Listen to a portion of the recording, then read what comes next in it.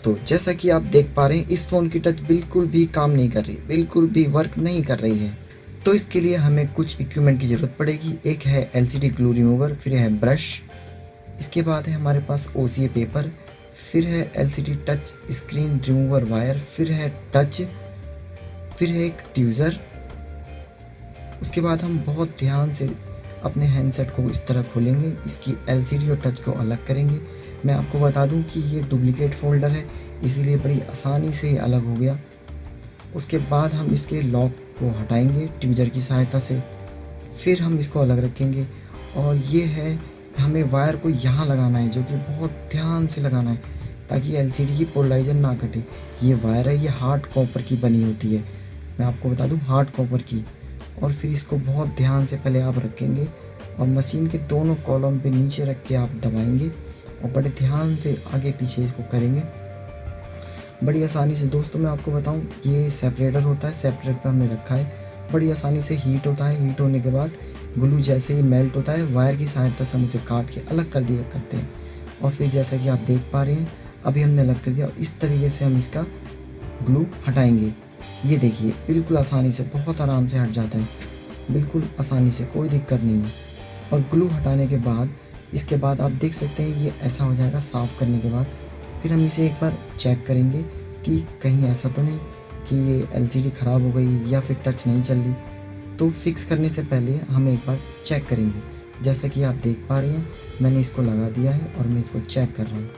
इस तरह से हम इसे फिक्स कर लेंगे। मैं आपको बता दूं दोस्तों कि हम अभी इसे टेम्प्रोरी बेस पे चेक कर रहे थे, ये टच प्रॉपर वर्क कर रही है। अब इसे हम फिक्स कर सकते हैं। हमने ये बंद कर दिया हैंडसेट और हम इसके लॉक फिर से हटाएंगे। अब इसके बाद हम इसमें ओसीए पेपर लगा के क्लीन करके फिर टच को फिक्स करेंगे। दोस्तों हम अच्छे से क्लीन करेंगे अपने डस्टिंग क्लॉथ में ग्लू रिमूवर लिक्विड को लगा के, ताकि डस्ट का एक भी पार्टिकल इसमें ना हो। फिर हम ओसीए पेपर का यूज़ करेंगे। ये एक प्रकार की डबल साइड टेप की तरह होती है जो दोनों तरफ से चिपकती है। इसको बहुत ध्यान से हम इसका पहले एक साइड से पेपर हटा के दूसरी साइड से हम इसको इस तरह से, बैटरी हो आपके पास या रोलर हो, मेरे पास बैटरी है तो मैं बैटरी का यूज़ कर रहा हूँ, इस तरह से हम इसको फिक्स कर देंगे। जब ये प्रॉपर फिक्स हो जाएगा फिर हम एक ब्लेड लेंगे। आप कोई भी ब्लेड इस्तेमाल कर सकते हो, पर वो ब्लेड शार्प होना चाहिए। इस तरह से हम एक्स्ट्रा पार्टिकल्स को कट करके निकाल देंगे। और इसके साथ साथ आपको सेफ्टी का भी बहुत बहुत ध्यान रखना है, ऐसा ना हो जाए कि आपके हाथ डैमेज हो जाए। फिर पुरानी टच में से आपको मेन्यू की बाहर निकाल के रख लेनी है और बहुत ध्यान से आपको ये ओसीए पेपर बाहर निकालना है। ओसीए पेपर बाहर निकालने के बाद हैंडसेट के ऊपर दी गई लोकेशन पर ही आपको एलसीडी को कुछ इस तरह से रखना है। जैसे ही आप रखें, मैच करें टच के दोनों कोने और अपने हैंडसेट के दोनों कोने, और वो आपस में मैच करके इस तरह से आप टच को रख दें। जैसे ही आप टच को रखेंगे फिर टच और एलसीडी आपस में हल्का सा ज्वाइंट हो जाएंगी। जैसा आप देख पा रहे हैं इसके अंदर निशान आ जाएगा, इसका मतलब ये ज्वाइंट हो रही है। फिर चलते हैं अपना अगले प्रोसेस यानी मशीन की ओर। और ये रही टच एलसीडी लैमिनेशन मशीन।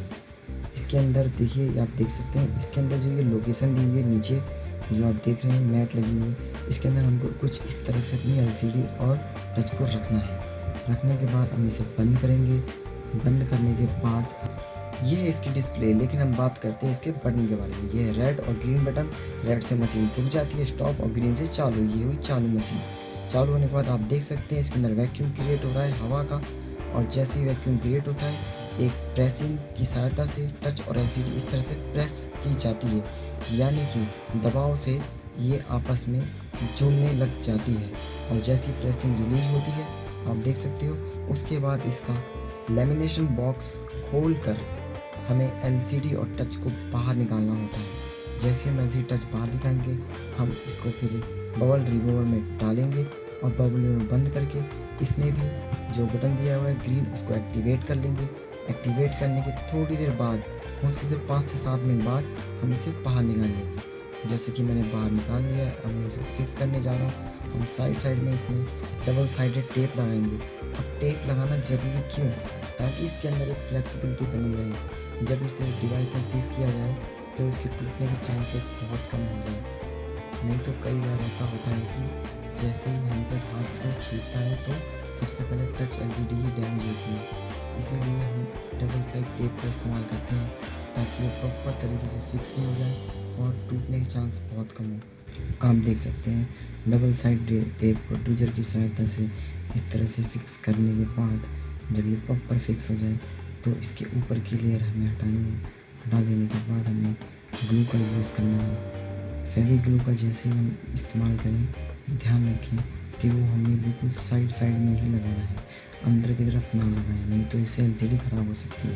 तो साइड में प्रॉपर तरीके से ग्लू लगाने के बाद जैसे ही ग्लू चारों तरफ हम लगा दें। दोस्तों एलसीडी और हैंडसेट दोनों के लॉक को आपस में फ़िक्स करना है। जैसे ही ये दोनों आपस में फ़िक्स हो जाए फिर इसे बहुत ध्यान से हैंडसेट और एलसीडी और टच दोनों यानी ये फोल्डर को और हैंडसेट को एक दूसरे के ऊपर सेट करके चारों कोने मैच करके इस तरह से लगा देना है।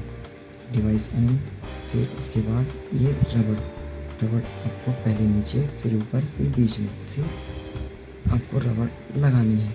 ये देखिए आपको मैं चेक करके भी दिखा देता हूँ ये प्रॉपर वर्क कर रहा है।